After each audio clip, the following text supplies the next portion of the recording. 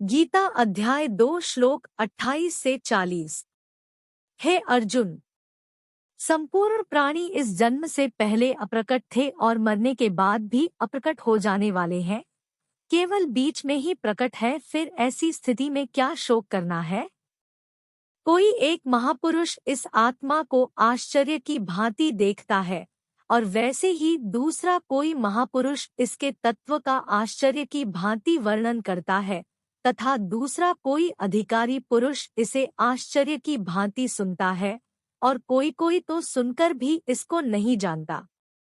हे अर्जुन, यह आत्मा सबके शरीरों में सदा ही अवध्य अर्थात जिसे प्राण दंड न दिया जा सके है, इस कारण संपूर्ण प्राणियों के लिए तू शोक करने के योग्य नहीं है, तथा अपने धर्म को देखकर भी तू भय करने योग्य नहीं है, अर्थात तुझे भय नहीं करना चाहिए, क्योंकि क्षत्रिय के लिए धर्मयुक्त युद्ध से बढ़कर दूसरा कोई कल्याणकारी कर्तव्य नहीं है। हे पार्थ, अपने आप प्राप्त हुए और खुले हुए स्वर्ग के द्वारूप इस प्रकार के युद्ध को भाग्यवान क्षत्रिय लोग ही पाते हैं।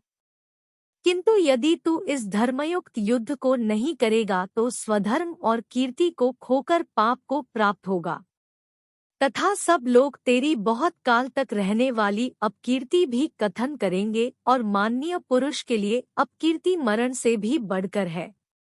और जिनकी दृष्टि में तू पहले बहुत सम्मानित होकर अब लघुता को प्राप्त होगा, वे महारथी लोग तुझे भय के कारण युद्ध में हटा हुआ मानेंगे।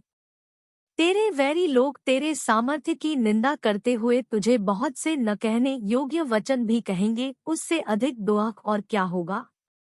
या तो तू युद्ध में मार कर स्वर्ग को प्राप्त होगा अथवा संग्राम में जीतकर पृथ्वी का राज्य भोगेगा। इस कारण है अर्जुन, तू युद्ध के लिए निश्चय करके खड़ा हो जा। जय पराजय, लाभ हानि और सुख दुख को समान समझकर उसके बाद युद्ध के लिए तैयार हो जा। इस प्रकार युद्ध करने से तू पाप को नहीं प्राप्त होगा। हे पार्थ, यह बुद्धि तेरे लिए ज्ञानियों के विषय में कही गई, और अब तू इसको कर्मयोग के विषय में सुन। जिस बुद्धि से युक्त हुआ तू कर्मों के बंधन को भली भांति त्याग देगा, अर्थात सर्वथा नष्ट कर डालेगा। इस कर्मयोग में आरंभ का अर्थात बीज का नाश नहीं है और उल्टा फलरूप दोष भी नहीं है, बल्कि इस कर्मयोग रूप धर्म का थोड़ा सा भी साधन जन्म मृत्यु रूप महान भय से रक्षा कर लेता है।